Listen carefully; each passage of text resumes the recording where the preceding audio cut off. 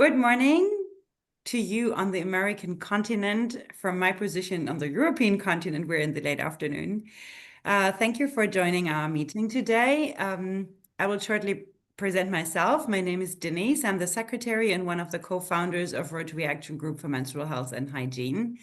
And we chose this time specifically because we would like to give you on the American continent better access to our Zoom meetings. We have them quite regularly, but for you, according to your time zones, they're very early. So thank you for being here today. We have an interesting speaker who will be presented by my colleague Ines. She's our treasurer. Let me just add some words about our action group. We were founded in 2021 during the pandemic through our chair, Shamila Nagarajan. She's based in Kuala Lumpur, so it's midnight for her, so she's very well excused for not being here today. But she was the one taking the initiative during the pandemic and inviting many Rotarian women in the very first place to get together in a network. And out of this network group, we founded this group for menstrual health and hygiene because we found this was a purpose that was really needed to be tackled all over the world. So here we are, and we would like to tell you a little bit more about the necessity to manage periods in an environmentally friendly, economic, and healthy way. So over to you, Ines. Okay, thank you, Denise. Welcome to everybody. As Denise said, I'm the treasurer of the group. I've been the treasurer since the beginning, so I'm very glad to be here, and I'm very glad to be here the first time, this time, just for the American people to have the possibility of joining us. I'm in charge of the presentation of Khayanga, and I will say that Khayanga was born and raised in the Museum Village, Lugari district in the western province of Kenya. Khayanga holds a B.Ed from Nairobi University, teaching certificates from Kenyatta University and Kericho Teachers College, a Master of Social Work and a diploma in counseling from the University of British Columbia and Cornerstone Academy in British Columbia, Canada. Mrs. Wasike brings her skills in community and public engagement, education, and training both at elementary and high school levels. She has worked in Kenya, China, Japan, and Canada. She has extensive experience in human services and vast knowledge in community health and medical support program development, legal advocacy, counseling, and crisis intervention. She is the founder of the Lugari Community Resource Center in her native village, Musembe in Kenya. Okay, it's a community-driven enterprise with focuses on comprehensive involvement and direction, encouraging collective action and maximum participation in stimulating economic growth and social transformation of the community members. She is also involved with various sustainable economic development projects, both locally and internationally. Khayanga worked for over 7 years as a health promoter at Rich Community Health Care Center in Vancouver and as an alternative dispute resolution coordinator for an Aboriginal agency on Haida Wai, that's in Queen Charlotte Island, British Columbia. She negotiated and mediated solutions to disputes and developed cultural sensitive programs on traditional and contemporary approaches to healthy communities and networks. Well, you have done a lot, and my congrats, Khayanga. It's over to you. Thank you. Thank you so much, Ines and Denise, for that introduction. And yeah, I didn't know that you're going to read all of it wherever you found it, but I'm humbled. I'm very humbled. And thank you so much, everyone who is on the call today. As you know, my name is Khayanga Jenipher Wasike, and I am both Kenyan and Canadian. Right now, I have relocated back home in Kenya, where I have just chartered the first rural club in the country. I am their current president. And yeah, so I have been away in Canada for almost 30 years, and it's amazing to come back home. But tonight, I just want to share why we are together tonight to talk about menstruation and to look at what we can do as Rotarians to be able to address this really, really critical aspect of a woman's and a girl's life. So my chat today and conversation is around rising together, transforming menstrual health. How can we rise together, especially as Rotarians, to transform menstrual health? I grew up in Musembe village, where I was born and raised. And menstruation and periods is something that wasn't spoken about. And right now, we are still struggling as a community to speak about it and to break the taboo that when you speak about menstruation, you're speaking about something really dirty, that every cultural norms consider menstruation a very unclean part of a woman's life. So today I was thinking about what should I really talk about? I would talk about my own. So that's why I didn't want to give a presentation to be shared on the screen, because I just want to talk generally about how it is for communities, especially in rural areas, and where most of the millions of the populations from all over the world belong to. And be it Nepal, be it India, be it Africa, be it and other areas, menstruation is one of the things that has a very cultural connotation to it, where people don't understand that even the men, they're a part of menstruation. When I'm speaking on television or everywhere, I ask men, do you have any relationship with menstruation? And the first time they will put up their hands and say, no, I have nothing to do with menstruation. It's dirty. It's not good. And I say to them, do you know how we all came about? And they said, yeah, I was born. And I say to them, menstruation comes with the egg being in the ovary, traveling through the fallopian tube, coming into the womb. And if it finds a sperm, if it meets with a sperm in the womb, then a zygote develops and it becomes a baby. And if it doesn't find any sperms in the womb and that would fertilize the egg, then it comes out as periods. So all of you are sitting here putting up your hands and saying how dirty it is. You are just part of the period that never came out. In fact, you are the period that didn't come out. If you would have come out as a period, you wouldn't be here. You see all of them like opening their eyes, like, you're joking, you're kidding. I'm like, yeah, think about it. Maybe school didn't cover it very well, but I've covered it very, very easily. You're just the period that did not come out because a sperm connected with an egg that formed you, and that's why you're here. And I think from that particular moment, every man starts to look at periods differently. Boys in schools who have always shunned the girls who menstruate and maybe stain their uniforms and stuff, start looking at menstruation as something very different. So that respect, that moment that you just break it and, break the norm, break the taboo at that particular moment by just sharing with everyone that we are all part of periods. And if our mothers did not menstruate, if they were not healthy enough to menstruate, we would not be here. So I think that is one thing that I wanted us to look at as we speak tonight, how we can rise together and transform menstruation health into something that can be communicated with by all of us to be able to break the stigmas around it, reduce the challenges, if anything, break all the boundaries that have been formed in different communities, and really look at how menstrual health can really help with the climate resilience. It has also a big connotation now to young girls or young girls' mental health, because when they become shunned in school when they menstruate and stain their clothes. It becomes a big problem for them to even go back to the same class and sit with the rest of the class and continue learning as usual.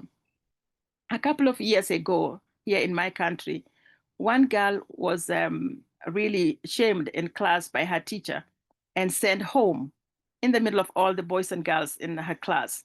And she was in grade 6, and she went home, and she told her mother, I've been sent home because my uniform is stained. Her mother got upset with her and said, go to the river and bring water and wash yourself. This is very shameful. You shouldn't be doing things like that. You should be more careful. And I think this must have been her second or third or fourth menstruation. And she went to the river and used the rope that she was supposed to use to tie the water on her head and bring it home. She used the rope to commit suicide. And I think that was a big deal. And it was on television everywhere in the world.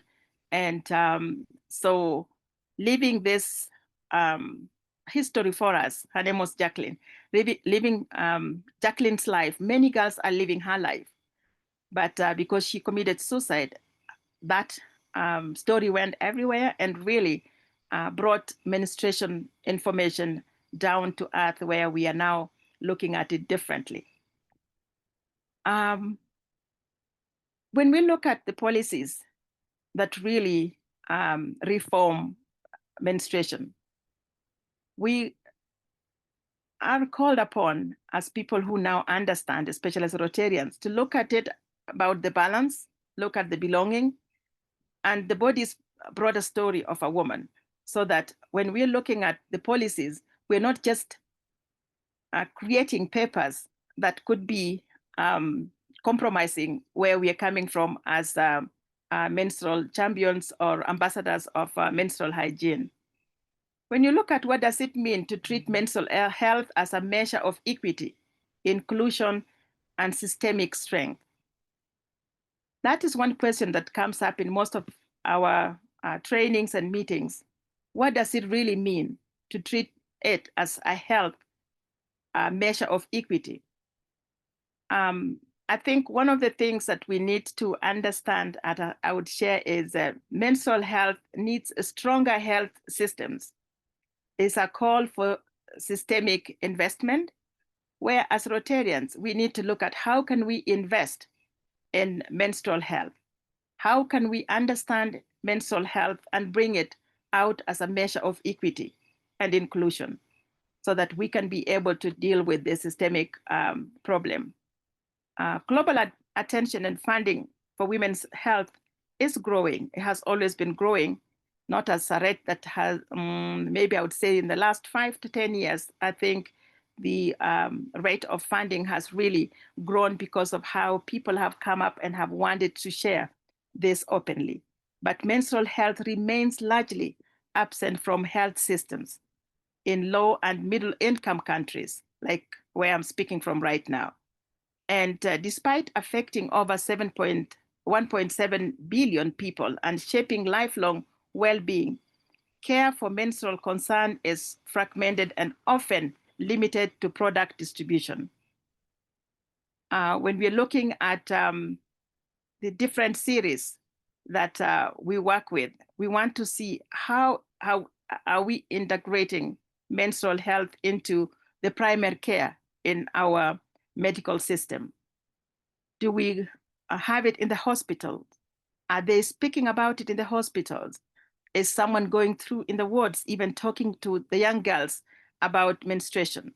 Are we sharing with the parents on how to break the taboos about menstruation and integrate it into the system that will help both women, parents, fathers, and the girls to understand that it really, really is a primary need, and adopting a life course approach is very important, so that we can align our investment about it with health system by strengthening what we really care about. I was hoping for an interactive session, but I think I have a lot of information just to share. So when we're looking at what would translate the scientific progress of menstruation into equitable, accessible care for all, we talk about medical care. We look at when you fall sick, will you be covered? Does your insurance cover you? What is out there for you? But I don't think we have stopped to look at menstruation as a health issue that needs to be addressed differently. I know in North America, especially, we take so many things for granted. And because, we find them in our system at a very early age, it's very different when you are coming from the different countries where I am right now, and looking at it and going, okay, how do I help the people that need to understand more about menstruation? I grew up in the village, right where I am, and life was very different when I started my menstruation. No one had ever told me about it. I had never even heard about it. So the first time I saw my underwear stained, I was so shocked. I thought I had sat on a stick that had pricked me. And I panicked. And I was looking for where the stick was. And then I told one of my friends, I said, hey, I must have sat on something. Look at me, there's blood. And she laughed and she said, shh, you can't speak aloud. You can't speak loud about it. I said, why? There is. And she was like trying to, stay away from me so that even the others don't hear that I'm communicating with her about it. And then I realized there was nothing in place. We didn't have shops that sold any menstrual hygiene product. And so the first thing I did was to try and find a solution to this bleeding. And so I went and looked for a few rags just before I could go and inform the teacher in school that something had happened to me. When I informed her, she said to me, oh, let us meet in the office and I'll talk to you. And that's the time she sat me down and said, it's called menstruation, it's periods, and every woman bleeds at a certain time. And I was like, for how long? Oh, is it just once in our lifetime? Or she said, no. Now that it has come, it will come every month. I said, forget it. What am I going to do with it? And so she was really affected. And by that time, she had nothing to give me to use. So I came home so shy, so scared. I couldn't tell my mother about it because I'd never heard about it. So I tried as much as I could in the home to try and find something that I could use to stop this blood running down my legs. And so slowly by slowly, I realized we had lots of animals. My father kept many cows. And I realized if I picked up dry cow dung that fell on the ground, really dry, flat, and shook out the insects and kept it, I could use it to stop the bleeding because it was more absorbent. And we use the cow dung mixed with soil to smear our houses. That's our cement. That's our local cement. For those who don't know, we smear our houses with the cow dung to keep the dust down. Then after we use the house, walk for a whole week, we do it again every weekend. And so I realized I would rather smell like cow dung than smell like anything else, because people will not even realize. And even if it dropped out of my underwear, nobody will realize any of this cow dung. There is the same thing on the ground everywhere. So that's how I felt I could solve the problem. When I couldn't get the cow dung in time, and then would go to we had a large banana plantation. I would go to the banana plantation and cut the dry fiber, and then I would roughen it up, and then keep it hiding in the grass on the house. All our houses were thatched by grass. Those were the roofs. All the roofs were thatched by grass, and I would hide them there so that I would use them. But then they had still some pricky parts of it that were very dry, and they would really hurt. But at least it was able to absorb some of the blood as it came out. And then I was like, there must be something. I thought, okay, I'll pick leaves. We have big, soft leaves that are just natural growing around on our farms. And I would pick the leaves and I'll pile them up. But then when I put them in my underwear, just a few steps, they would all fall apart. And so they wouldn't be helping at all. Anyway, those were the challenges that I personally went through. as a young girl in a village where there was no option at all for me to use. And I didn't have anybody to tell about it. So slowly by slowly, I started speaking to my close friends. And one of them said, yeah, I am already having menstruation. These other ones are too young, they don't. So they don't even know what you're talking about. And so when I went into high school, our matron told us that you can use something called cotton wool. And so in our canteen, they sold cotton wool. But if you didn't have money, like some of us were very poor, we didn't even have money from home for pocket money even to buy the cotton wool. So it was still there in the canteen, but you couldn't afford it.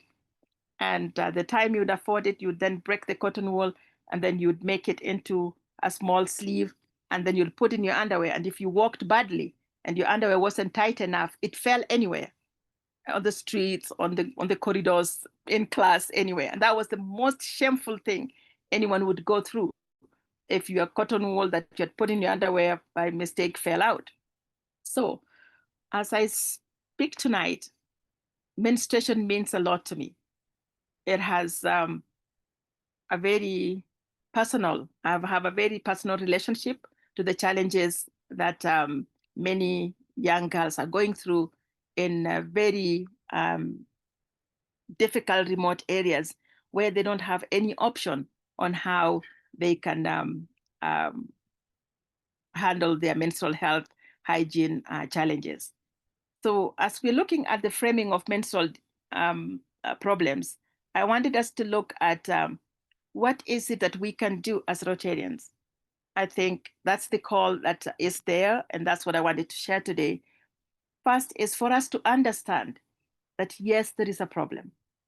I was very happy when one of the members who has introduced themselves said that in their club, this is one of the things they're doing. They're raising funds in their club to be able to help with this challenge. I don't know where they're doing it, but I think it is one thing that as Rotarians, we need to really highlight. We are working on WASH projects, the water and sanitation. This should be part of the WASH project, where as we speak about water, we speak about sanitation. This should be really engraved into it so that we can handle it as one thing, as a package, so that we can be able to address the challenge as we go. The other thing I wanted us to share also is what are the causes of when menstruation is not presented well. I am an ambassador of menstrual health and management, or menstrual health and hygiene. But then I look at it and say, I am because I am a victim. I can call myself a victim of those challenges. What about people who never had the challenge, who just were born and things went right and they didn't have to suffer? How can we all share so that we, with the understanding, we can now, as Rotarians, put together a training, like a package of a training, where we can be able, as we look at the WASH project, as we look at the water sanitation, let's have a training that we can also share that training in schools, where we can address it as something, not just by saying 2-3 words. I work with different organizations that have put together various trainings where we train the ambassadors for menstrual health, and we let them go into the field and really travel through schools, giving these messages. Like, for example, here in Africa, we have large schools. You can even have a school of 2,000 students. You can imagine when they get this information at the right time. It's really important for them that we do the education, the training, and also share with them the different options that they have that they can use. Because as I speak to you, there are many schools in rural areas that don't even know the options that are out there. So as Rotarians, as we fundraise to go and donate the menstrual hygiene products to these girls, what else can we bring with us?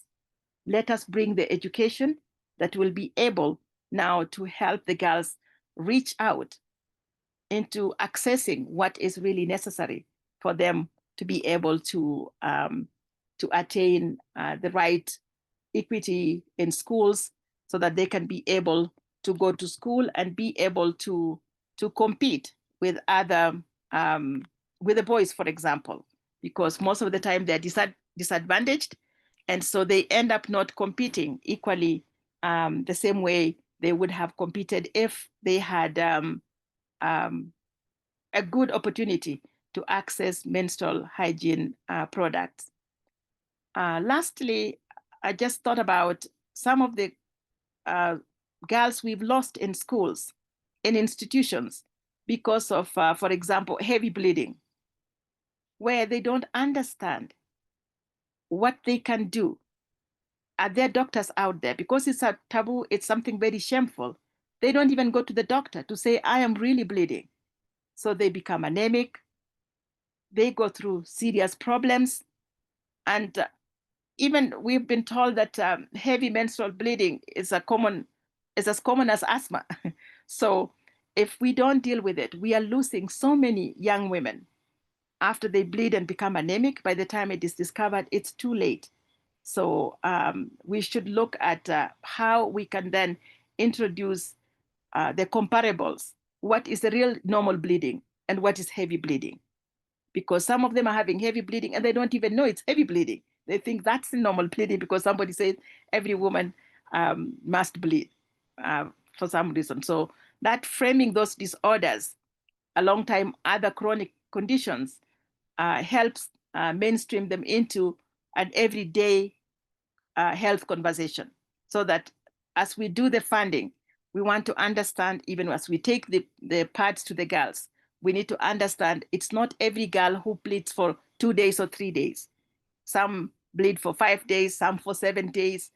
So as we put together our menstrual hygiene education, we need to remember that we need to ask them to be able to identify the difference. The other thing I wanted to mention also is when we don't inform the girls in advance, for women who know, ovarian cancers have been diagnosed as an aftermath of period pain. So some of the girls have serious cramps and they struggle and they are really sick and they don't know. But you'll find out from studies that some of those painful periods end up becoming ovarian cancers. Some of the extreme bleeding becomes ovarian cancers, and many other challenges in the reproductive system of a girl. So I think looking at it and looking at what the clinicians should be informing the girls when they go to visit them, what education should be shared. Do they talk about the frequency of the bleeding? Do they talk about what that frequency of bleeding could cause? Maybe it would cause fibroids, or maybe a hormonal imbalance in the girl. But if the clinicians don't know that we are going in, so as Rotarians, as we go into the medical health facilities, we need to raise these issues and say, hey, we are working with menstrual hygiene as one of our key aspects of our WASH project, and we would like to ask the hospital to be able to communicate these messages. I'm talking this way because here in local communities, girls can never go and talk to the doctor about their periods. Remember, it's a taboo, it's a shame. So they will go and say, my stomach hurts so much. It really hurts, it just hurts so much. But they will not say they're bleeding, because it is shameful for a girl to be telling a male doctor that she's bleeding. It's like, it's a no, no, no. So as we go out there, we want to make sure that we're talking about menstrual onset. It's a public health issue. It's an indicator. It's not a private milestone. We want to ring the bell. We want to talk about it. We want to blow our vuvuzelas and tell everybody there is a problem here that needs to be dealt with, and understanding the period challenges, the systemic inflation during menstruation, and all that, I think will be one thing that we can all stand up for and really promote, because we have even girls who have sickle cell disease, and menstruation inflammation makes it very difficult for them, because with sickle cell, already their blood is being, compromised in one way or the other. So if they're also having really, really heavy bleeding, for example, it becomes very difficult for them to deal with a serious problem like sickle cell. So I think I'm just calling for menstrual awareness, for everyone to understand it is something that is a health integration into broader disease management, and it could save lives, not just for the comfort of it. If we really look at it and put our brain a little bit wider and identify things that we need to know about menstruation and understand what women are going through, what our girls are going through, so that we can be able to reduce this period poverty and rethink menstruation. We need to rethink menstruation and not just assume it is one of those things that has been and is that should not be talked about and should not be expressed. So I think I will stop there for now. And if anyone has a question, feel free. As I said, menstruation is really, really an important aspect of menstrual hygiene management is a very important aspect of my life. Because of this challenge, when I was in Canada, I used to fundraise and go to different organizations that would donate menstrual hygiene products that I would bring home to Africa with me, or bring home to Kenya with me. And I went through many different organizations, just fundraising for them so that I could get the products to bring home. And now that I've come into the community, I've been able to set up one of the menstrual hygiene producing factory where we are making reusable menstrual pads. And why I lean more on reusable is because, one, we are the gurus as Rotarians of environmental issues. Environment is part of our 7 pillars. And as I look at it, I think if we continue contributing disposables that have no way of being removed from the system, then we are still adding more problems into the world. So I lean more on reusables because, one is, when we make a kid for a girl, she uses it for 3 to 4 years. One, it reduces the problem of her having to learn the disposable, and then when she doesn't have it, because periods come every month, she will go to ask someone for money, compromise herself for money. Our country, like Kenya, is one of the highest countries in the world that girls are selling themselves for sex in exchange for menstrual products. And I think it's really, really a big problem. Our young girls are getting pregnant at a very early age because periods nowadays, because of what they eat, periods are coming as early as 9 years. By the time a girl is 10 years old, she's been having periods already for 2-3 years. And so they get compromised. And our youngest girl in the country was 10 years old when she had a baby, meaning she was compromised when she was 9. And you can imagine, you can Google the youngest mother in Kenya. She was 10 when she got a baby. So you can imagine how difficult it is for us and how much work we have as Rotarians to be able to get this message to the right people at the right time. Lastly, my mother is now 90. The first time my mother talked about periods in front of me, almost in tears, is when she came to volunteer in the factory. Her work was to comb the flannel with a brush, with a toothbrush, so that they would be lined before they could be ironed and packed. She was one of the packers. And she was able at 80, she started volunteering at 80 at the workshop. She was able to speak about periods for the first time in front of me. And she was in tears. She said, I have never spoken about this thing in front of her ever since she was a little girl. And she was 80 at that time. So you can imagine, even I'm coming from where I'm coming from, a little bit maybe enlightened. But my mother, who is completely semi-literate, had the difficulty of even speaking about it until she was in the workshop doing the packing of the menstrual kits, that she was able to speak about menstruation openly for the first time at 80. So as we share all this, we want to make sure that we can share with the world where the challenges are coming from, what the girls are going through. Here in the country now, most fathers are very keen. They love their daughters. They make sure they hire a motorcycle rider to send the daughter to school for safety and bring back the daughter home in the evening. Oh, it's a big deal. Oh, that's the best father ever. But when the girl who is 12 years old, 11 years old, wakes up in the morning and she has periods, the only person she's very close to is the motorcycle rider who picks her up. So then she's unable to sit on the motorcycle that morning, and he says, "What's wrong?" She says, "I can't sit because I woke up and I was bleeding." And the motorcycle said, "Oh, no big deal. Come on over. I'll show you. Do you want periods or you don't want periods?" She said, "I don't want to bleed. I don't want to bleed." And the next thing he tells her, "I will show you what to do, and then you won't bleed anymore." So the motorcycle rider starts compromising the girl immediately.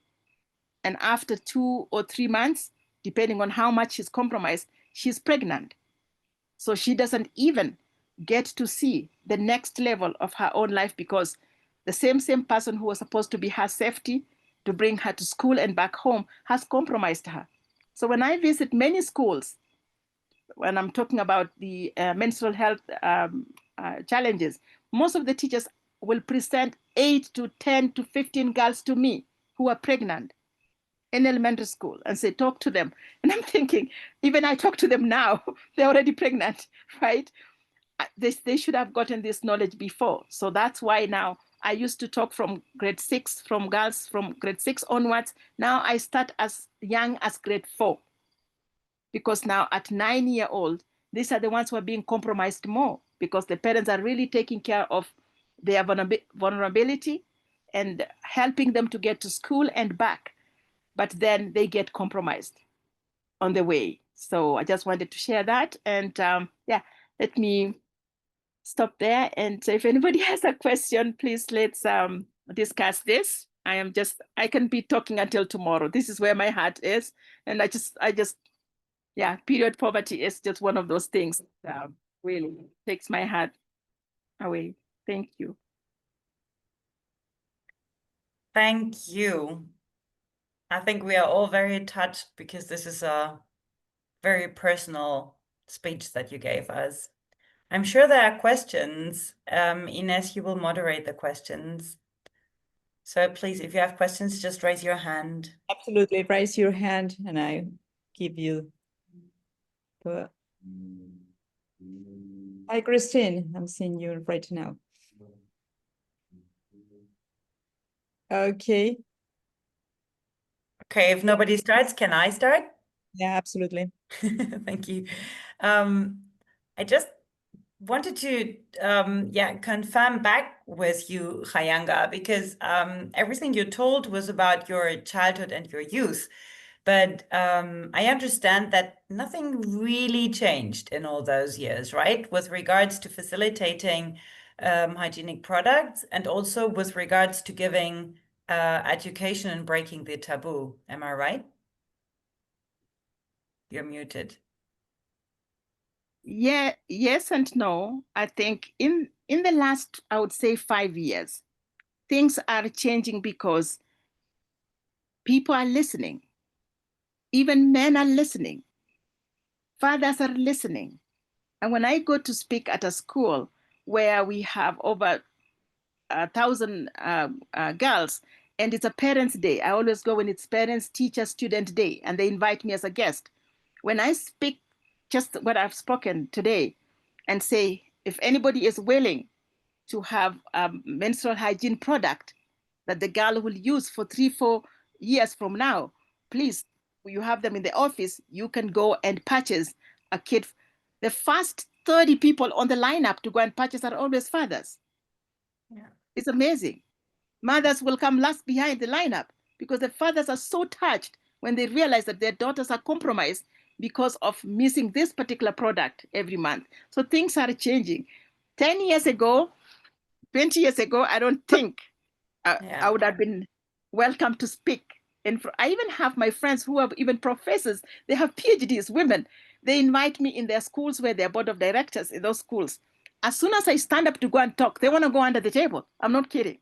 They're like, oh my God, what is she going to say in front of everybody? Oh my God. They still are having that stigma. And they themselves are very educated. So it doesn't mean that if somebody is educated, this is something easy for them. They still have that taboo, the cultural norm that you shouldn't be speaking about these things in front of people. When they see me lift an underwear in front of people, they want to go under the table. They're like, she's not going to show people the underwear. Like, for God's sake, what's wrong with her? So we are struggling, but it's getting better. It's now us as Rotarians to really, really, drum the message. If we have an opportunity to fundraise, to bring the kids onto the ground, let us drum the message so that at least with our comfort, the whole world, we are change makers anyways, the whole world will be able to change. Thank you. Thank you. Okay. Let's, Kuhu, do you want to say something? Yeah, I wanted to first congratulate and say thank you to you for your wonderful presentation. And you weaved and weaned everything as a storyteller, kind of gave your personal experience and tailored to that. Everything you were saying, it's not just data driven or anything, but it's your own personal experience as a child, as a grown up woman. And even now, I congratulate you. You've done so much going back to your, many people from Canada will not be going back to their own country, their roots, and do the passion of the work that you have been doing for so many years and build up a factory. So kudos to you for your passion and the work that you're doing. I just had one comment that, as you were saying, that as Rotarians, we should be doing a lot. So from the Rotary, I'm based in Washington, D.C. So through the Rotary Club of Capitol Hill, Washington, D.C., a year ago, I did 2 projects in the area of not exactly menstrual health per se, but it was on adolescent health, one in Delhi in the urban slums, and the other was something you were talking about, which was a school-based program in the urban and rural areas of Calcutta, West Bengal, where few things that you've noted, how people are not willing to talk about menstruation, although it's a normal phenomena in every girl. And we found the same thing in India. We do have a government program which should be covering menstruation. But when we went and did the program in the schools, and we found that the teachers were talking about other things in health, but kind of avoiding the topic on menstrual health. And at the end of the project, we realized that this program that we did was both in the boys' school as well as girls' school. And it gave us results that their information, they are hungry for information. They want information. Teachers and parents are not giving them as much. So when these pediatricians, I'm a pediatrician myself, and these are pediatricians who went into the schools and taught them and gave and it is a training that you were talking about. And Government of India has a training program which covers part of menstruation and other health-related issues in adolescent health. But they try to talk about others, but not talk about menstrual health. So I just agree with all the things that you said. But as Rotarians, and my colleague Linda is here, she has also been part of the project. If she wants to add, she can add, but we've really seen a lot of improvement after the project. It was a small project of 9 months, but we are really happy to show the results to people that this kind it's just awareness education, not even distributing any pads, just awareness training. Thank you. Thank you so much, Guru, for that perspective of looking at what really worked. And because you've done it, it has worked. It is a very good message for all of us so that we can all, do it together. And then we can be able to address most of the issues. When I go to schools and speak, most of the teachers, especially the biology teachers, they all come around and congregate around me and thank me for having said things that they could never say. And I said to them, you are earning a salary. This is your responsibility to tell this. They said, madam, it's so hard. It is so hard. I cannot call things the way you call them, right? I cannot call a penis a penis. This is so difficult for me in front of the children. And I'm like, so how are we going to save our children, right? So it's very important that we share this. I'm glad that you shared with us, because when I call some things what it is, everybody's always like eyes wide open. She can't say that in front of people. And I'm like, this is what it is, right? The more we are hiding to tell the young people what they already have on their bodies, the more we really are compromising their lives, because they need to hear it from us, plain blank. And then that way they will know this is what it is, and we move on. Don't give it names. People give it names. They give a penis a name. They give a vagina a name. No, like, nah. It is what it is. It is in the dictionary. This is how we need to present it so that it does not make them feel ashamed of what it is. And so thank you so much for sharing that. I really appreciate it. Thank you. Okay. Thank you. We have two more questions, one from Linda and then from Nana. Come on, Linda. Hi, yeah, I also want to echo Kuhu's congratulations on the way that you communicate about these issues, because you're so spot on and you do it so effectively, and it's so good that you're out there talking about this, and so thank you for that. I know that what you said, we kind of all laughed when you said it, that our peers, people with PhDs, the teachers, the other members of the community, we use other names, we don't talk about it, we wait till we're 90 years old till we can actually communicate with this. And this is a broad global social norm, and the normalization of menstruation has not happened yet. There needs to be a shift in how all of us think about menstruation as normal, and we can talk about it and we can use the appropriate words. And Rotary has clubs all over the world. We are representing our community. I'm wondering if there's a way to start at home, like our own Rotary colleagues, our own peers within so many of our clubs who have an influence in our community. Has there been an effort to focus in on us, the Rotary clubs, the Rotary districts, sending that information and helping shift the norms within our own peers, among our own groups, because that way it's a way to continue the influence on the rest of the community about normalization. But again, thank you so much for the way that you talk about this and the kind of information that you share in the way that you share it so people can hear it. Thank you so much, Linda, for sharing that perspective. And I think you nailed it. It is our responsibility. Charity begins at home.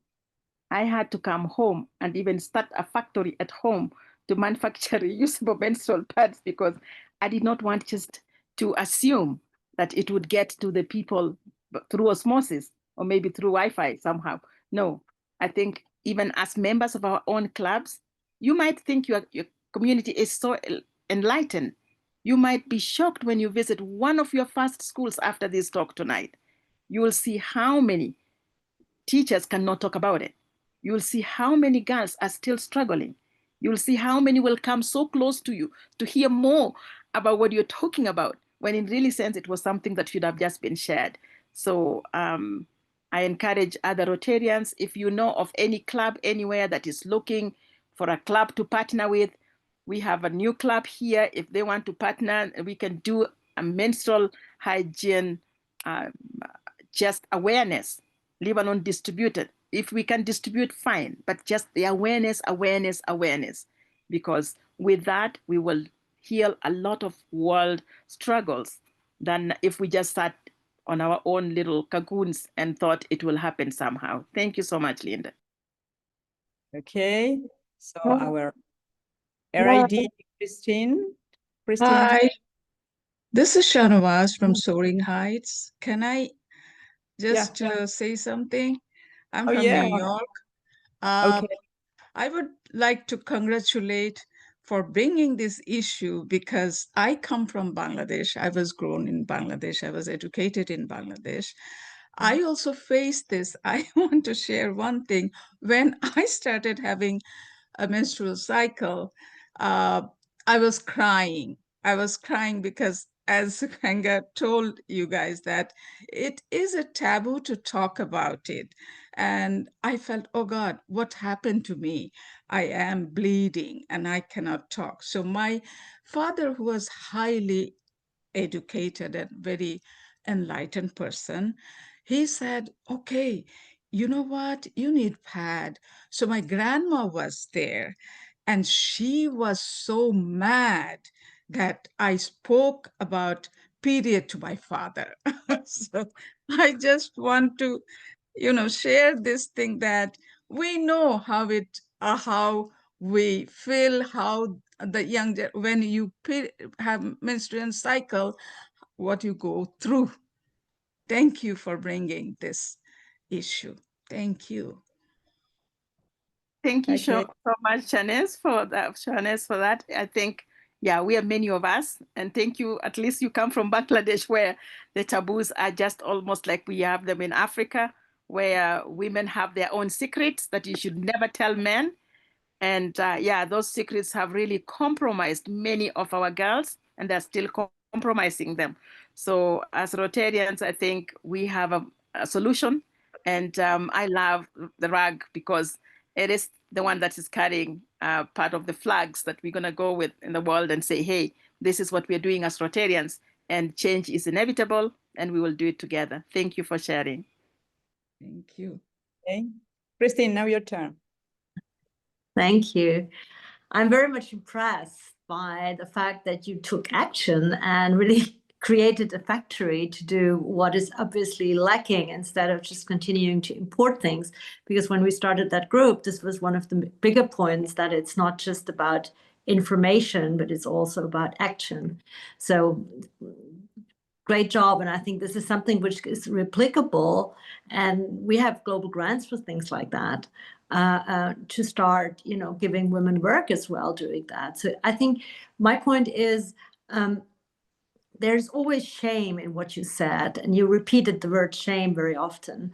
I think all over the world, we start as women to kind of want to feel pride on what we are. So, I mean, we are bleeding, but because we bleed, we can give birth. And we will have menopause and say, thanks God, it's over. And all those things will make us perhaps in the first way feebler than men. But I would rather change the storyboard and say, we women have to be proud of that because we are a giver of life. So I think, and perhaps that is a way, and I wonder if it's possible in your culture to help mothers tell their daughters that it's not shameful to be a woman. I don't know how it is with being cut. I suppose that being cut means also that you have much more problems than any of us has. So this adds to the problem, I suppose, in Africa much more than in India. But I know that the WASH programs does have a lot. I put the big WASH thing from the WHO in the chat. I don't think we need to reinvent anything. There's enough material all over the place. I think your point, if I understood that right, and I congratulate on that, everyone on that, it's we have to go and be into action. So it's the obligation of us being women, but not telling the tale of how horrible it was. My period was horrible, but saying that, okay, it is horrible, accept it, do something about it, and be proud of the fact that it is like it is, point. So, you know what I mean? Is this possible in Africa? Thank you so much, Christine. Yes, it is possible. Yes, that's what we are doing. And if you would hear me right here in Kenya on television, I am on so many television programs calling it as is. I call a spade and not a big spoon. And people are always laughing. But then the knowledge gets to as many thousands of people as possible. So I can say to you, yes, it's happening, but it's calling for people like me and you. As I said, our friend told us from Bangladesh, even educated ones, they will not do it because still they have PhDs, but The norms and the cultural norms is still stuck on their forehead. They will not open their mouth and call it as is. So it is now us as Rotarians, as we said, we already have so much information. We have training packages. We have already, because I'm already training, right? We don't have to reinvent. We just have to go out together and implement the message of awareness together. That's why I keep on calling on other Rotary clubs, wherever they are. How can we work together? How can we partner so that we can bring this awareness anywhere, anytime, so that we can be able to have the girls bleed with pride? And I tell them every time, bleed with dignity, bleed with pride, bleed with dignity. And when they hear me say that, and the boys hear me say that, they're thinking like, why is she telling the girls to bleed with pride? Who would like to bleed? But they don't understand that it really is the core of reproduction. It is the core of the human being. Bleeding with pride, with dignity, is going to give us, even young mothers, a really good place for them to enjoy their motherhood, for them to enjoy what it is to be a woman. And I think some of us will never be mothers, but that's still the same thing, that periods is periods. As you say, when you get to menopause, you're like, ooh, I am done. And I've asked people don't know that every girl bleeds, every woman bleeds for 3,000 days in their lives. 3,000. If you divide 3,000 days, you come to 8. How many years are those? Those who know mathematics, of bleeding every day for 8 years. You can imagine. That is how serious menstruation is. So if every woman bleeds for 3,000 days and more in their lifetime before you get into menopause, you can imagine if somebody told you how bad that 3,000 days of your life are through bleeding. So I think those are some of the things that we share. And we just want to make sure that it is communicated with a smile and not any negativity. It is just, this is what it is. Smile about it. I tell the girls, I told my daughter, when she started her periods, I told her way before, I told her that she would have periods and this is what would happen. And then I told her she would bleed from 3 to 4 to 5 days, even 7 every month. And she said to me, you are just confused. Mom, you can't bleed every month and still be alive. You would be dead by now. She was so upset about it. And then now when I said, she gets really mad. She gets mad because I used her as an example. She was very upset to hear that she'll be bleeding throughout her life for 5 to 7 days. And she thought if you bleed 1 to 2nd month, you should be dead by then. So the girls still think that way. So until we pass the messages very positively at the right time of their lives, don't wait until they are 16 before you can tell them about periods, because they've already suffered. Let's tell them when they're 8 and 9 and 10 maximum. So by the time they're 11 and 12, they start their periods. They already know. And they're waiting to bleed with pride and dignity. They don't have to go through all these challenges. Thank you. And they can tell the boys that it is something the boys can't do or wouldn't survive. Yeah, absolutely. Okay, we have the last question. Cass, please. Cass, yeah. You are muted. Yeah, now. Hello, I'm Elizabeth Stevens, and I am a member of a club in Suffern, New York, District 7210. And I want to thank you, Khayanga, for such a passionate and on key and current, just how you opened up. Some of at Suffern Rotary Club, about 3 years ago, we started a period product initiative. Basically, it started with the intent of providing products to our local food pantry that serves over 600 families a month. From that, we've learned that our initiative needs to go further, and we have developed, we're in the process still of enhancing this initiative. We realize that product availability can simply be a Band-Aid, especially in North America, because the issues are deep-rooted, like you explained, with lack of education, cultural taboos, even in North America. We've realized that younger girls are, like you said, not just in other parts of the world, but here at home, are getting their period in fourth grade. And we don't have the resources in place to address their needs. One other thing that I wanted to highlight is the mental health issues that are definitely correlated with a lack of awareness, the normalization of a natural biological experience for every female in the world. This is a layered subject that I think we as Rotarians have the power to help unshackle a large population and bring dignity and health and prosperity to our communities by tackling this issue. In Suffern right now, we've partnered with the Rockland Health Department, and we're meeting monthly with several other leaders in our community to come up with an awareness program and educational materials. So I basically didn't have a question. I'm cheering and saying I found my team, and I thank you for the encouragement, and I want to stay connected because together we do better as Rotarians. I'm willing to share some of the resources that I have come across, and I welcome anything that would help better equip us in the Northeast. Thank you.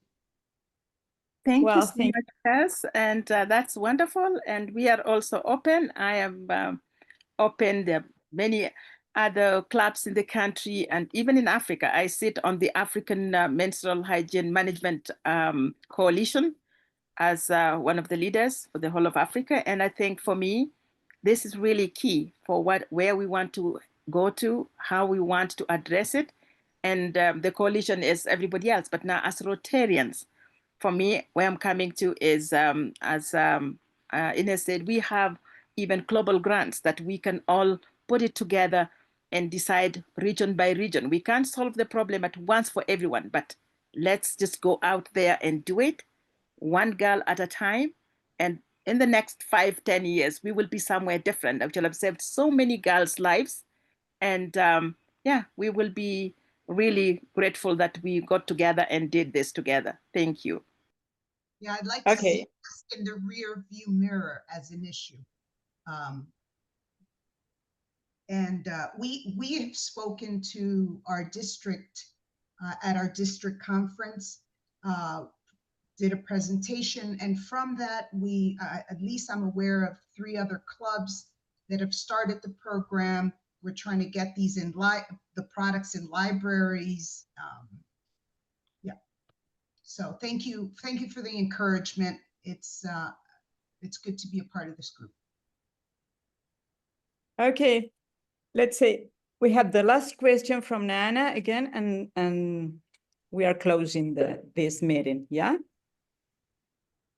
What was your hand? Yeah, thank you, Ines. I've had my hand up for quite some time now. I keep taking it down and bringing it back. Yeah, you couldn't see me, I guess. Yeah. At first, I thought maybe our speaker didn't have contact with others in the environment of menstrual health and hygiene. But the final statement she just made tells me that she is with a group of people, maybe not Rotarians, but if it's the Rotarian group or environment that you haven't seen doing things, then you are in the right place, because we've had in the past several Rotary clubs on this platform share what they do And I have personally also run such virtual fora for groups that are actually active in the area of menstrual health and hygiene. What you've said that really brings out the key point is that networking and working as a group to work on the subject matter is what may be lacking. But as individual clubs, people have been doing a whole lot. And maybe what I can do is look up some of the contacts that I had and maybe share them with you in terms of Rotary clubs that are involved in this in Kenya and Uganda especially. And that will maybe help a little, because like when you come to Ghana, we have the educational system. We have something we call SHEP. SHEP is School Health Education Program. And these designated coordinators of the school health education do both hygiene education and adolescent reproductive health, which of course entails menstrual health and hygiene also. I personally in Ghana have collaborated with them, and I serve on the school's program, which normally does the annual menstrual hygiene day celebration. And so we have things going in Ghana. I'm glad you have been very quickly able to set up a factory which is producing the menstrual management products. Here in Ghana and in some other countries, we have had issues with approval by the Standards Board for us to use certain materials. That has delayed production. But fortunately, we now have one company certified or approved to produce this, so at least there is an opener. But on a more happy tone, this year, our government has approved budgetary allocation for free menstrual pads to girls in the basic and high schools from the age of 9 upwards. What we don't know is how the distribution is being done, but I am thinking of asking how Rotarians can participate in the distribution and monitoring, because we have on our own been doing that. And they know, they have partnered us. In fact, I have had the benefit of receiving a donation from the UNFPA and giving half of it to the school health sector to use some 4 years ago. So we are doing little bits and pieces. What bothers me though is the high extent of stigma or the taboo thing.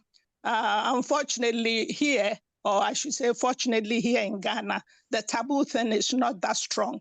And girls don't have a secret they don't want men to know. I think that helps.